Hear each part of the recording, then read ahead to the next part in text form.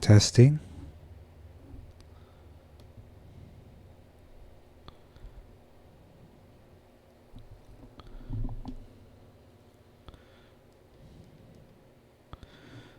Testing, testing.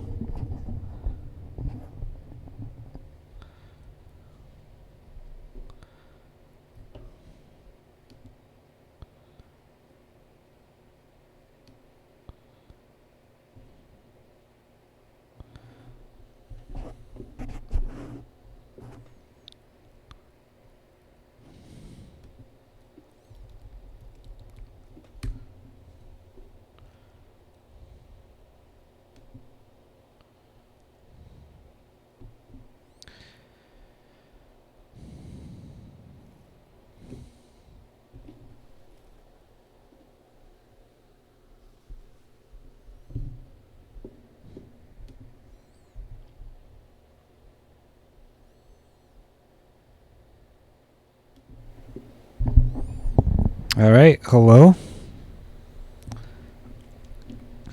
Welcome to the last lecture of the term. I'm joined by Amakis today, of course. I have those contain Dr. Baby and Francis, so they're here. Barry can't make it because she's hidden away, which is good. She's content. All right. So I'm going to give it another minute before I actually start. If you're watching this, I'm going to have questions or time for questions at the end. In case there's something you want to know.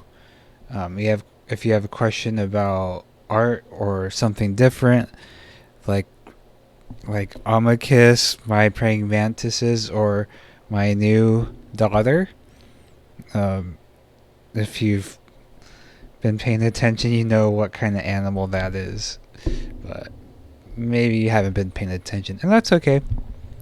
But I'll have my chat on my phone, so yeah, go ahead and send me a message there, or Discord, and I'll check Discord. All right. So yeah, I guess I'll get started. There's a lot of stuff I want to talk about.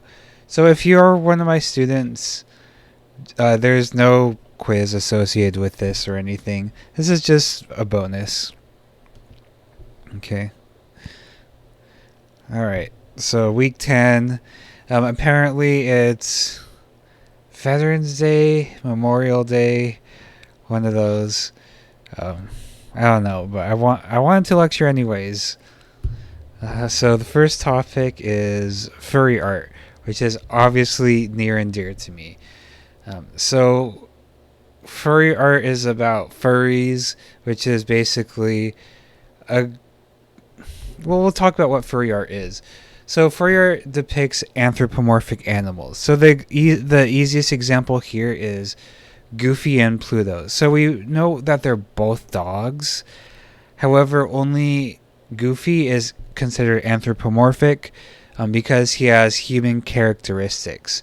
So he's a dog, but with human characteristics. So he's mostly human, but he has features reminiscent of a dog. And then Pluto is a or like biological or real dog. Okay, so in the furry world, only Goofy would qualify as furry art. I'm not a huge fan of Disney for many reasons, but that's the easiest example to give. So, yeah. So the reason furry art exists is because these characters can't exist in real life, for better or for worse. I will say it makes me sad, but also there are some characters that are furries, that are anthropomorphic animals that you wouldn't want to exist in real life. All right, so who exactly is a furry? This is so. I want you to keep in mind this is my perspective. I'm a furry. Other furries might have different answers to this, but generally, I think anyone who can appreciate anthropomorphic animals in any way can be a furry. Um, like if you just like characters, like you qualify as a furry, and you don't have to like join a club or self-proclaim it. As long as you want to identify as a furry, you can be a furry. Um, so honestly, it's really up to you. I have a very open idea of what furries can be. Some people might be a little bit more gatekeeping about who furries can be. I might not be a furry because I don't have a fursuit. A fursuit meaning one of those costumes that's basically like a mascot uniform. I don't like those because I'm very claustrophobic. I would hate being stuck in a costume like that. Plus, I just don't feel the need.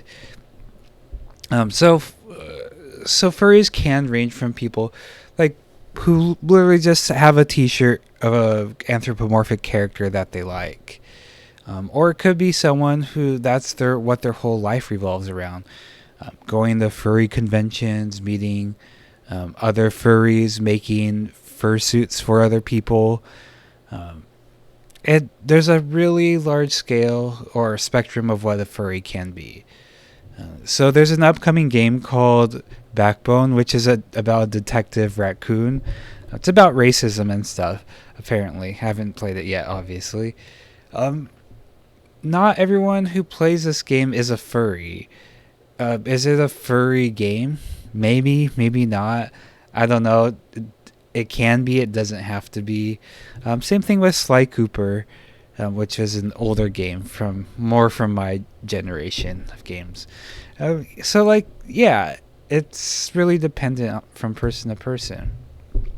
Why do furries exist? Okay, so as you can see here, there's a lot of, and what I shown from the last slide, in media, anthropomorphic characters are everywhere, right? So SWAT Cats is from the 90s, I think. Unfortunately never watched it. They're popular with furries. Balto's popular with furries. It's sometimes animals are good stand-ins for humans because of their characteristics as animals. Maybe they're more relatable. Uh, Maybe they're just cuter. Something different. Who knows? So, but the thing is, and it's obvious from the image on the right, Anubis, the Egyptian god, who's the god of the underworld, who's half man and half jackal. Anthropomorphic animals have existed for a long time in many different cultures, not just cartoons, right? I don't know the story about Anubis really. I haven't studied any Egyptian theology. I'm not really interested, honestly. I always thought he was really cool though. Like, yeah, I don't know. Minotaurs, another good example. I love Minotaurs. Um, yeah, so they could be stand-ins for like different types of humans. Like for example, Sly Cooper, he's a raccoon, sneaky. Same thing with this PI. They're kind of sneaky, right? Like raccoons are in real life, I guess. So yeah, I mean those qualities can make it readily apparent what kind of character this is gonna be. So like this beaver, I would assume is kind of this goofy character based on his expression. I don't know. So, what's the purpose of making furry art?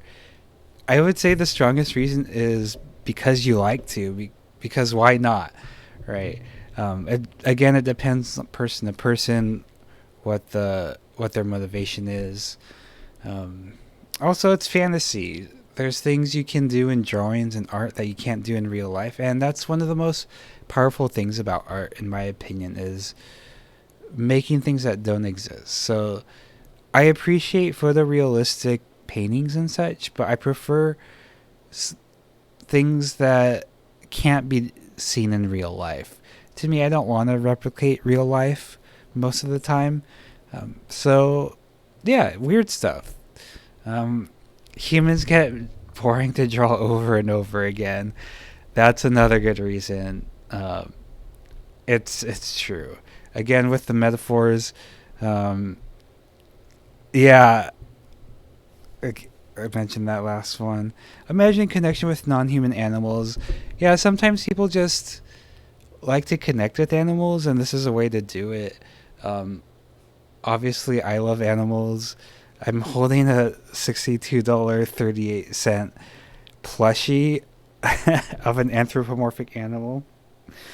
Yeah, I commissioned this one of my favorite artists of all time, Ayla Flora, of a scientist stuck playing leapfrog with a crab, because why not? So cute. Okay, so further down the line in the furry thing is fursona. So fursona is basically a furry version of a avatar of yourself. So these are two of my two personas that exist. So this top right one, this otter, is my teaching persona. So I have many different types of personalities that reside in me. And what you see right now is the otter, meaning that when I'm teaching, I'm much more playful, outgoing, mischievous, or whatever. And that's one part of me, right? And the thing about fursona is that I don't wear glasses. I'm not literally an otter, and I'm not wearing this hat. I do have a hat like this, or a cap like this, so this represents one side of me. And, like, I'm an otter, like, because, well, it's also, it's part of a gay lingo for being part of the bear community, but I'm a more average sized bear. That's what an otter is. So that kind of represents me. But when I'm all alone, and which is most of the time, and I want to be alone and want to be solitary, that's more of my whale persona. This one has wheels for whatever reason, where I would say that a whale is more like myself. Like I have here below the surface, not everyone can see me. I'm calm, and I love to eat a lot. So, yeah, most of you will never get to see the whale side of me, if that makes sense, because that's usually me being alone, And whales aren't always alone, but I kind of like to imagine them as being like these lone creatures, even if they're not. Okay. So OC. So I have other original characters that aren't personas. They don't represent me, but they're just like anthropomorphic characters that I create just because. And this is that's common lingo. So the question that most people ask about furries is, well, no, furries is not all about people in fursuits getting it on with each other. So if you're unfamiliar with what I just said, the perception of furries is that that's exactly what happens. People think furries are people in fursuits who just like kind of try to mate with each other, and are just weirdo freaks, But that's what gets the most attention, not because that's what's the most numerous of furries, but that's because that's the most sensational. So a furry like me, I'm more low key, like I don't have a fursuit and I don't go to conventions. I don't know if I ever will, honestly, because that would make me very anxious. But we'll see. Yeah, so that doesn't necessarily represent me. I'm more of a mild furry for sure. It's like I love animals and I have all these stuffed animals. But yeah, I'm not getting in the fursuit and doing things with other people. So, but But however, I will say I will defend those people, because it doesn't hurt anyone. There is a problem with zoophilia, which means like real animal things, which a lot of us in the fandom absolutely hate, and we want no part of that. And we routinely reject those type of people from our fandom. So yeah, it's for me, it's mostly a innocent, fun thing where I can just make characters that represent me, and making like comics or stories that represent people or situations in my life that I want to represent, and I don't want to draw humans because I don't know, anthropomorphic animals are fun. Oops. All right. Okay, next topic, queer coding. I probably should go quicker. So queer coding's a way for the media to make. So it's giving queer stereotypes and putting them onto characters, whether those stereotypes are true or not. So as you can see from these examples, these are very queer coded characters in Disney movies. They're the villains. So in when it comes to queer coded villains, it's basically the creators saying, queer people are bad. Don't be like queer people. They're evil. They're villains. They're against God or whatever. There's this tweet, and I'm quoting right here, so excuse my language, that said something like, Disney wanted our generation to hate villains, but instead they just made us monster fuckers. So it's funny because like essentially you're trying to make these villains queer, but like being queer is amazing. It's fun, and you're outside the constraints of normalcy. And like, why would you want to be normal and boring? So it's kind of weird how media sort of portrays villains as that, because that's what a lot of my generation's all about. Just like being expressive. A lot of us have come to terms with being queer in some way. So yeah, it's great. And it kind of backfired. And like I love villains. And that goes to this next slide. Like protagonists are often boring in comparison. So a lot of protagonists or like good guys in movies are essentially these boring blank canvases, mostly aimed towards straight white cis males to project their psyche onto, because if they're not like relatable, people won't be able to like get into their perspective. So yeah, like I love Crash Bandicoot. He's a cute furry character, but like compared to this villain Tiny, like he's so boring, right? So it's important to recognize that like in media, especially video games, it's like a lot of just like straight white cis males who are the protagonists, and that's so boring. And that's why I've always loved villains more, because they're more colorful. They have like stronger characteristics. They have flavor to them, and often they're given like they look like cute or hot or whatever, they're definitely more sexy for sure. Like I'm saying that in like a more objective sense, not a subjective sense, although but also like queer coding's interesting because it can be used as a way for creators to put themselves, if they're in the closet, like into characters as well. So it's not always a bad thing to queer code, in case a creator like has to be discreet about their sexuality, especially if it's mid 1900s or whatever, when animation first started. Okay, hold on, let me,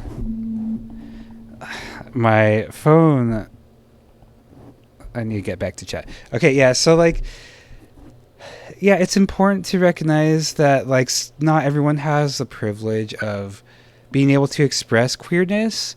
So sometimes it's the only way some creators were able to express their sexuality through characters. Um, Unfortunately, most of the time it happened to be villains, but sometimes it could be protagonists. I can't think of anything off the top of my head at the moment. Um, but yeah, it's also like a way of like before queerness has been more accepted in the media. It's also a way to just show like to give obvious clues about a character without actually saying anything. I remember distinctly in my history motion pictures class, my teacher talked about one of the main characters in the Maltese Falcon, who had like a snake staff, like a cane with a snake on it, and there's a lot of symbolism, like coding him as gay, and which was super interesting to think about. And that was like 2005. I remember it from that long ago. All right, next topic. All art is political, yes or no? Yes, it is. There's no escaping politics, for better or for worse, because everything's political. Who you are, your subject position, which I talked about, that that informs you. That informs like how you make things and how you see the world. So all art is political in some sense. Like for example, this wholesome werewolf is political because it's sort of like soft. It's going against like maybe like werewolves being like these fierce creatures, right? That's how they're usually depicted. And now we're seeing this really cute werewolf cuddling some kittens, and the kittens are so happy, And so is that political? Yeah, of course it is. It's expressing some sort of softness, a need for softness in the world to really, maybe it's like an educational device about like maybe werewolves aren't that bad. Maybe we shouldn't think of them as bad, right? Of course, like political cartoons and really political art is political as well. But even stuff like totally abstract stuff, is that political in some way? If it doesn't represent anything at all. Again, that goes back to the whole thing about subject position, right? Where if you have the ability to sort of look at these works and enjoy them and get stuff out of them, you're probably engaging with art in a way that's beyond the surface, where you can just so basically it's easier to enjoy works that have pictures of people and stuff like that. But once something becomes abstract, you have to dig into it more. And if you have the capability of digging into it more, that means you probably have some sort of you're learned about abstract painting or painting in general. Maybe you have an education. Maybe you're open-minded about things. And that's not always possible if you're having to work 3 jobs and maybe you don't have the energy to put in work to make sense of these abstract paintings, right? So, yeah, it is political, because if you do have the privilege to be able to enjoy abstract art, that means you're privileged, right? Like I'm technically below the poverty line. However, I have so much privilege because I'm talking about art. I'm talking about I'm lecturing art as a teacher on a laptop, doing slideshows through the Zoom medium. I have so much privilege.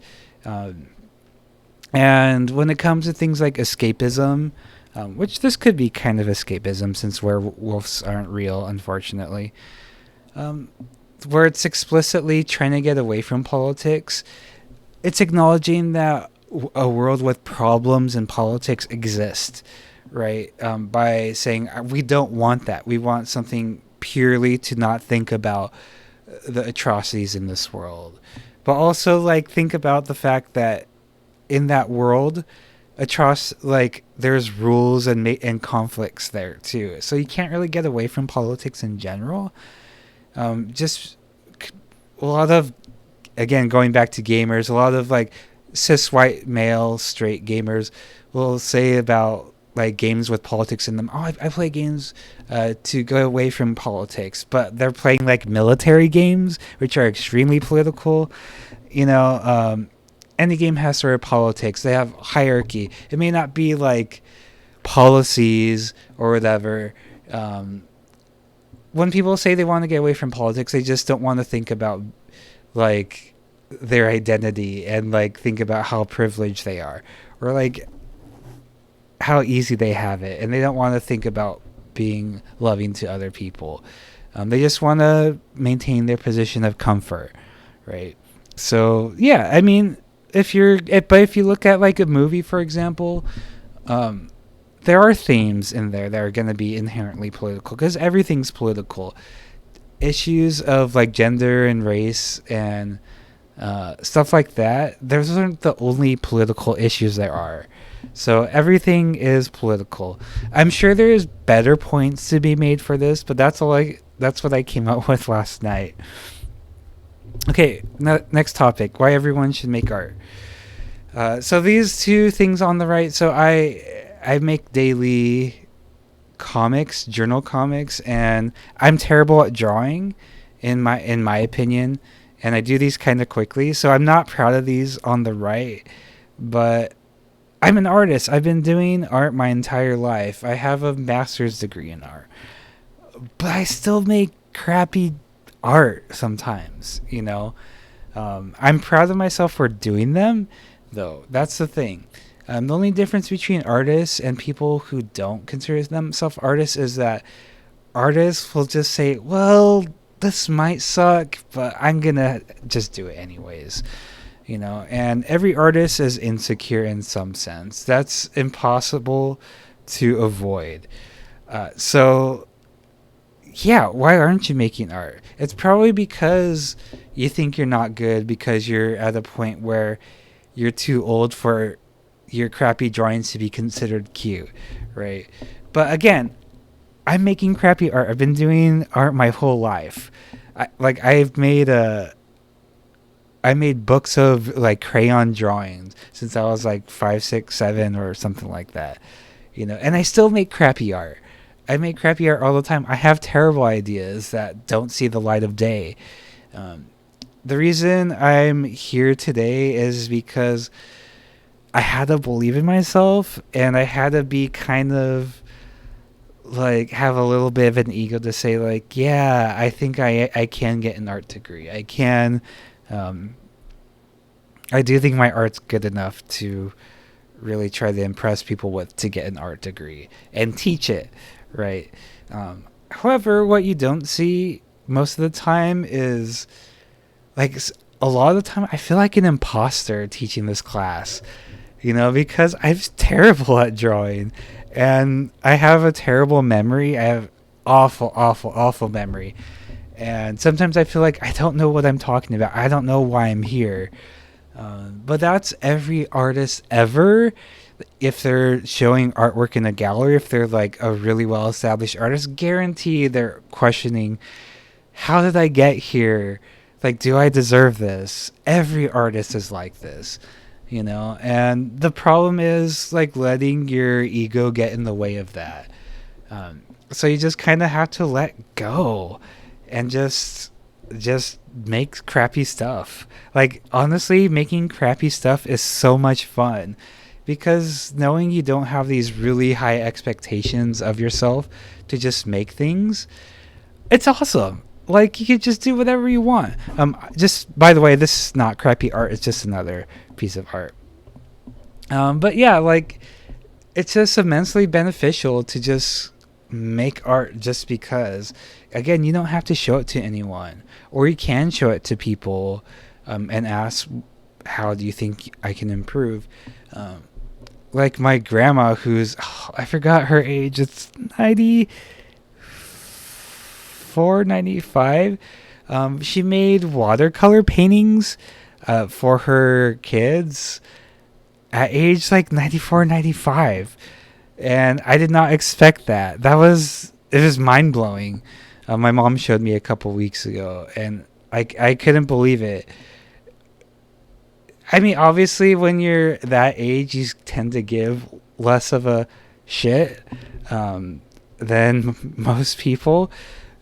But she had the courage to do that.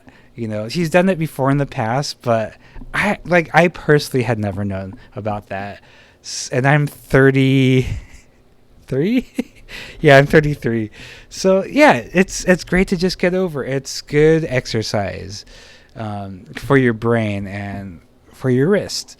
You know, and also doodling can help you remember stuff better. That's a scientific fact that I don't have the sources for, but it helps. I'm too lazy. But this last point is important. If you draw hateful stuff, you're not an artist. You're not allowed to make art ever again, unless you reform. Okay, so this next section, it's basically a summary of the class week by week.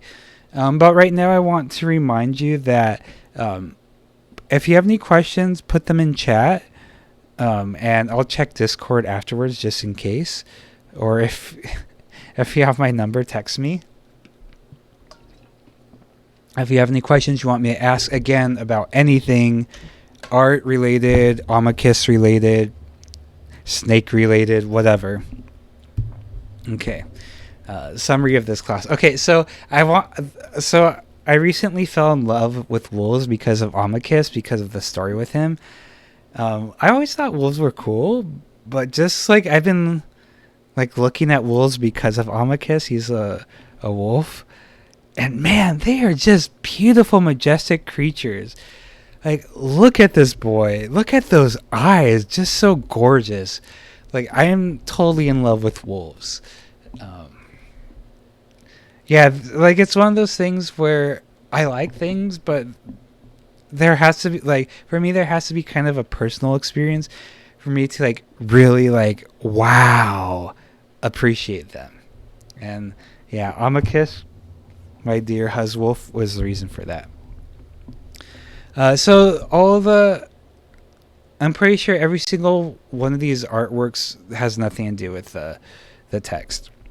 All right, so the second week rather, or was I don't know what the first week was, honestly. Whoops. So second week we talked about categorizing art and why it's important. So the reason we have to categorize art, otherwise there's too many things to remember. Everything would be a big mess. So we categorize art in order to keep things filed in our memory. We have to do that with everything in general. Like, we have to know whether some berries are dangerous or not. So we remember these things, and then we categorize them, right? Same thing with art. So yeah, we tend to categorize art by like maybe artists, by genre, year, medium, etc., etc. And these are not mutually exclusive, meaning that we can categorize one piece of art multiple ways. But we always have to keep in mind that these categorizations, they don't always work perfectly, because sometimes a painting could be part of two movements. Maybe two people worked on the same painting. Maybe the painting was started in 1834 and was finished in 1842, right? Monet, Claude Monet was famous for making some of the big lily pad paintings over a period of years. I think the last piece he made was huge and took 12 years to paint. So yeah, there's always messiness when it comes to categorizations, and that's just kind of how things are in real life, right? Like, there's not two genders. It's not just boy and girl, or there's a lot of different genders. And same thing with biological sex, believe it or not. There are, like, most people end up as male or female, but there's trans people, intersex people, people who fall outside of that norms, where they have characteristics of both male and female in their anatomy. So everything is a lot messier than we see things, because honestly, it's easier to keep track of things if we're able to categorize them easily. It's just too bad that some people discriminate other people based on this instead of seeing them as locators. What I mean by locator is, instead of a strict definition, it's basically, it's more or less this. So yeah, categorizing is important to keep us sane, but also it could be limiting as well. So this is by, like, I'm not kidding, this is one of my favorite artists of all times, Masanao Hirayama. He makes like a lot of paintings and drawings that look like a little kid made them. And that's kind of my goal as an artist, to be able to make things as good as when I was a kid, which is impossible, but that's kind of the goal. Pardon me. So elements of art tell us what we're looking at in a more objective sense. So like, I'm blanking right now. Like, is this a line? Is it a shape? Is it three-dimensional? Stuff like that. Does it have colors, black and white? And then principles of designs are more like guidelines, as in this has a little bit of repetition. There's some balance between the light part here and the yellow part here and the red part here. It's how we sort of organize things instead of the elements of art, which we're just kind of naming things. Okay. And the reason we have these, and the reason I want you to know these for the future, is because, again, when you look at a piece of art, if you like something or if you don't like something, it's really nice to have a really deep understanding of why that is. Why does that little piece in the corner bother me? Because the balance is off. Like, just little things like that, I think, can make your experience of art richer. At the point that I'm at, having studied art for so long, it's kind of an automatic thing for me, where I just kind of know these things without having to actually take time to think about them. So, yeah, they're really nice tools, again, to sort of help you see the world and break them down more. Another good example of this is when I took a stained glass class, where I made actual stained glass windows. I looked at stained glass differently, right? And so what I'm hoping is that you'll be able to look at artwork a little bit differently now, and look at lines and patterns and textures and colors and shapes and forms and lines, and maybe think back to this class and see how that affects you. Color, one of my favorite topics. So color, as we learned, is a very scientific process when we break it down. It's based on perception, where not everyone sees everything the same way. Some people are colorblind, some people are partially colorblind, where they can see some colors but not all. Sometimes some of us see the same color a little bit differently, especially purples and blues. There's been so many times where I see something as purple and someone says it's blue. Same thing with the white and gold or black and blue dress. Perception, right? A lot of this changes based on lighting. So this would probably be a gray local color because concrete is gray. But this lighting turns this local color into red, and the perceived color is red, right? So again, color is based on perception, and it's a lot less solid and reliable than you think. And I guess that's kind of the vibe of this class is, hey, like, I'm here to teach you about art, but everything's really messy. Nothing's super easy to define. And the way the way colors interact with each other, like, this is a really intense palette.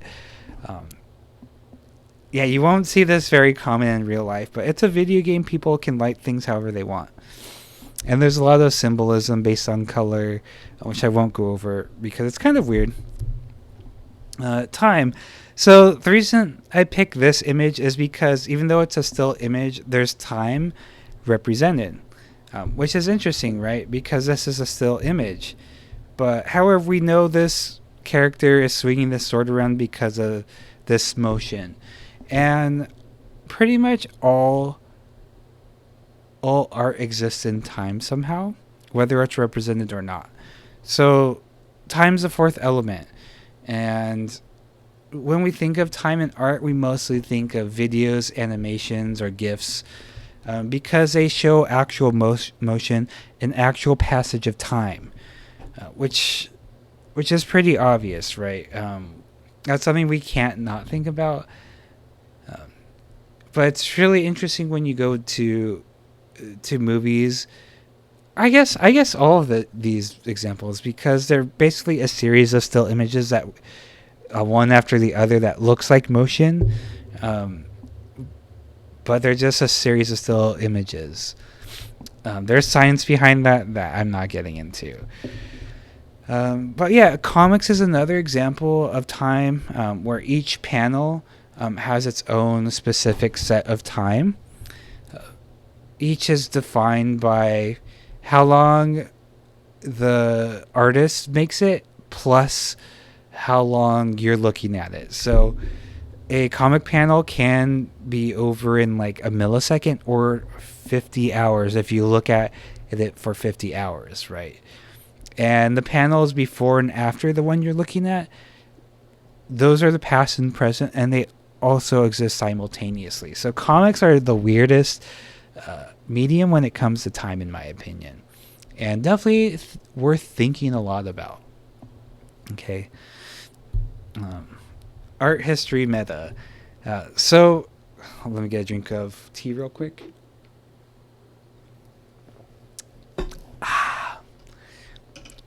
So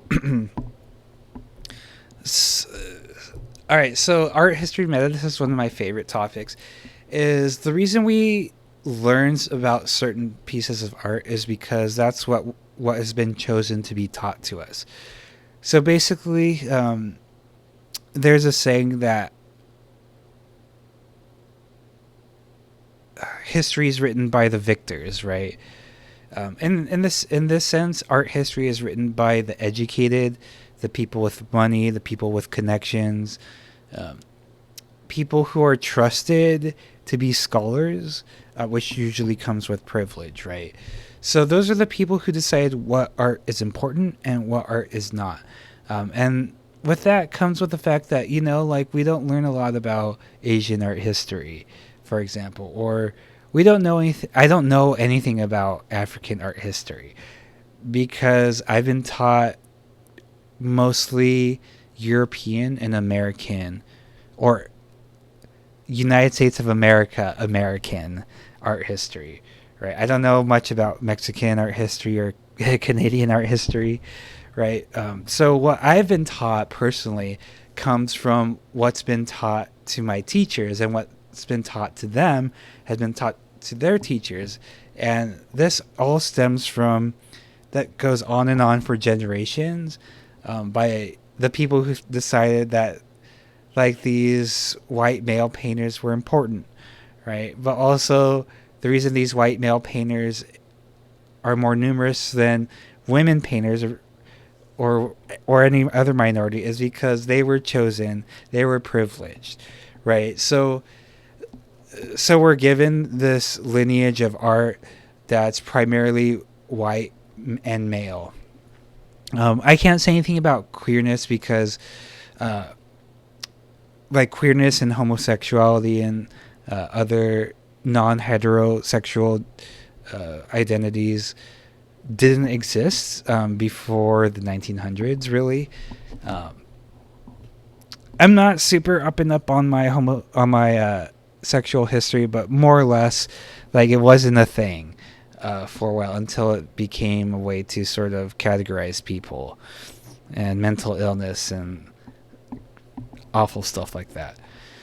So yeah, certain people are given privileged positions, right? And we learn what who those people are because those are privileged, right? And so one of my goals for this term was to show different art that we don't necessarily that you won't learn about in other classes. Like this image is made by a gay Asian. He hasn't said what nationality he is, but he has called himself Asian. He's a gay Asian artist, and I can't name any other gay Asian artist despite having studied art since 2008, like formally as an education. That kind of sucks, right? Like, there's a lot of gay Asian people out there, but we don't often hear about them, right? Um, so yeah, like, it kind of sucks that we only get this certain type of person, the straight white cis male, because diversity makes things way more interesting, way more colorful. And why would you not want to learn about other people? That's so interesting. You can learn new things that you wouldn't have known before. And yeah, like it's just people being closed-minded, especially if they have privilege and power.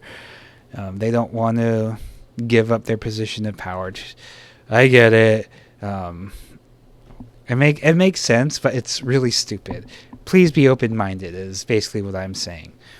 And I definitely want to emphasize that I have my biases too.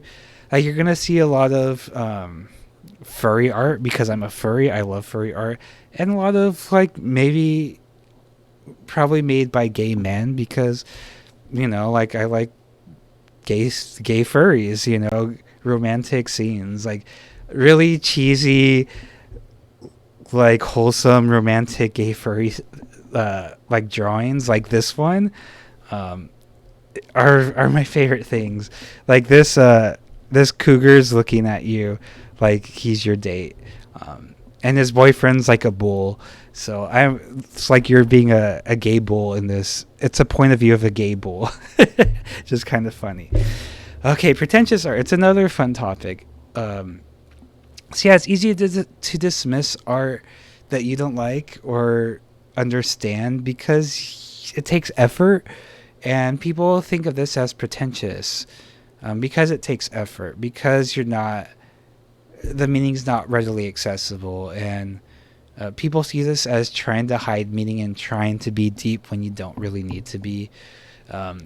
Sometimes that's right, I will say. Having gone through grad school, there is some like complete, excuse my language, bullshit going on. People attaching some dead French white dudes like philosophy to some art that doesn't need that philosophy attached to it. That happens quite a lot. So I agree, some art is kind of overblown in that sense. But a lot of it, we get different meanings out of art. What do we want from art? Right? Some people want to go deep and find symbolism in art. Like, I don't want to find symbolism in art. But like 17th century Dutch still life painters, they had a lot of symbolism. You could tell a lot about the people based on the objects they painted, right? It's not my field of expertise. But yeah, symbols are everywhere. Like, think about movie nerds who like to dissect like what characters mean, what they represent in society. How zombies were popular and they were a metaphor for this or that. Like, me being someone who doesn't really go into symbolism, I could call that pretentious, right? So whatever, but the thing is, like, I accept, like, that's just not my thing, and that's okay. That's not what I'm looking at art for. So it's kind of mean to call art pretentious if you don't know the intention behind it. Just say, like, you know what, I don't understand it, and then maybe try to understand it, or say, you know what, I don't want to really understand it. Like, I don't feel like taking the effort. Like, I'd rather spend my energy petting my husband wolf, right? Something like that. So being a jerk about it doesn't really help anyone. Um, but if you want to, but like the third point says, constructive criticism is good. As long like be nice about it. Say, you know what, this you could probably expand your audience by maybe thinking about this, maybe providing this information or whatever. Yeah. And the final point on this, I think, is good is like if it wasn't so expensive, if the artist wasn't famous, if it was gifted to you, if you bought it for $5, like how would that change your perception of art, of the piece? Maybe you would like it after all if it didn't cost $100,000, if it didn't sell for $1 million at an auction, if the artist wasn't getting rich and famous off of taping a banana to a wall, right? Like think about the context and what context would you like it instead. It's a really fun and good exercise. Art versus artist, asexual represent. So I definitely wanted to put that when it comes to art versus artist, we're talking about artists being jerks. This artist is not a jerk. I just wanted to put something to look at. So how do we separate art from artists? I don't know. It depends on the artist, like how you feel about the issue personally, how that affects the artwork itself, how it affects the people involved in making the artwork, especially if it's a movie, where there's tons of people involved. Maybe you don't want to boycott a movie just because like the producer did some things to people that were very awful. You don't want to ignore the cinematographer who might be this amazing human being, right? So yeah, it really depends on person to person. Like you need to really judge people with your own sort of rubric. That's the word. Come up with your own rubric for judging people. Again, like this extends to companies as well. Like I don't buy from Chick-fil-A because they want me, a queer person, dead. They don't want me to exist. They're actively fighting for my rights, especially trans people. Bathroom bill BS. Like I don't want to support companies who want to make trans people feel alienated, right? So I don't buy stuff from them. But it's always tricky because sometimes you can't avoid problems like that. Like I'm guarantee I'm wearing clothes that was made in a sweatshop, right? Unless I make my own clothes, like all of us are wearing clothes that were made in a sweatshop.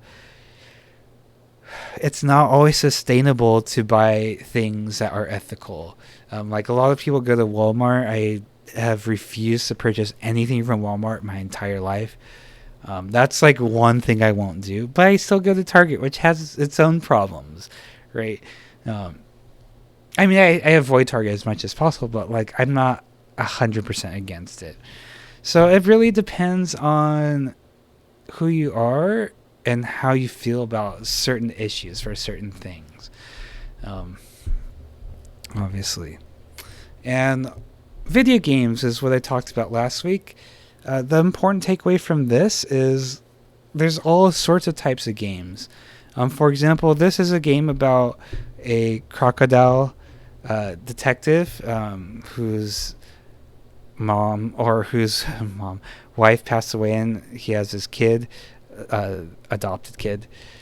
And I forgot what the story's about, but he's trying to solve this mystery of how, and like one of the parts helping this homeless guy out and being nice. He's a retired boxer. Like it's not about like shooting people. There are parts where you can beat people up, but they're bad guys or whatever. But there's also like super violent games. There's also super peaceful games. There's games about riding horses, games about being girly, like Barbie games and stuff like that, that anyone could play, right? So it's important to think about video games as a medium instead of one thing. Like just like movies. Like movies, when you think of movies, what do you think of? Do you think of just one genre? Maybe you do. Maybe that's your favorite genre, but you can't ignore the fact there's all sorts of different types of movies. Same things applies to games. There's a wide variety with a lot of different, a huge spectrum of what they can be. So if you're someone who's not familiar with games, I definitely urge you to think about games in a different light. Think of them as things for different people, but maybe you just don't see them as much, you know? And if you think like video games are stupid and violent, think about the games that like moms or grandmas or whoever like plays on their phones, where it's a bunch of like colored blocks. That's like very stimulating, you know. It's helps the mind go. So yeah, games can be anything. Games are considered Gesamtkunstwerk, which is terrible German pronunciation, where it's a bunch of different types of art in one: sound, 3D graphics, maybe texturing, drawing, coding, etc. There's a lot that goes into it. So it's not just one. It's considered a medium, but it's composed of many different media. And some parts of it can be considered art and others might not. Okay, so put down any questions you have right now. This is the last slide. So some other really mini topics. Art is good when things are bad. So this was sort of a topic proposed by Jake, and I kind of touched on it earlier here and there. But yeah, it's like art is a super important thing to acknowledge and to rejoice in. Like, art used to be mostly utilitarian, as a communication tool, and it can be that too for sure. But now we can have art just because we want to make something that's pretty or whatever, and that's fine. And I think that's great to have art, because again, it really engages our brain in different ways than like reading a book could, or watching a movie, or writing prose. Like, art can be anything, and it can serve so many different purposes, and especially in times where you're struggling, art's a really good way to express yourself. It gives you the freedom to do whatever you want, honestly. Again, I think everyone, I don't like saying the word shit. I think everyone ought to embrace making art more and more, whether you show it to other people or not. It's just a good thing to do. Next point, support artists. So like I mentioned before, a lot of artists feel like imposters. They feel very insecure about themselves. So there might be a tendency to think like artists have a big ego because they're showing their work to everyone. But remember that it takes a lot of courage to actually get to the point to show people. Because if you're not an artist, or you don't consider yourself an artist, like, think about the fact that you probably do little drawings here and there, but you're afraid to show them for whatever reason. And that never goes away with any artist ever. Guaranteed. So show support to artists in any ways. Like, especially if they're local artists or whatever. I don't know, give them a tip, whatever, buy them dinner, something like that. I don't know. Again, be an artist, that's pretty obvious. So I talked about that. Be nice. So I think the ultimate, I'm going to check Discord real quick. I doubt there's anyone. Yeah, no. So I think it's important to just be nice in general. Because it sucks being mean to other people. And I think one of the most important jobs as human beings is to just be compassionate and show love and respect to other people. And how does this tie into art? Well, it ties into everything. It ties into life.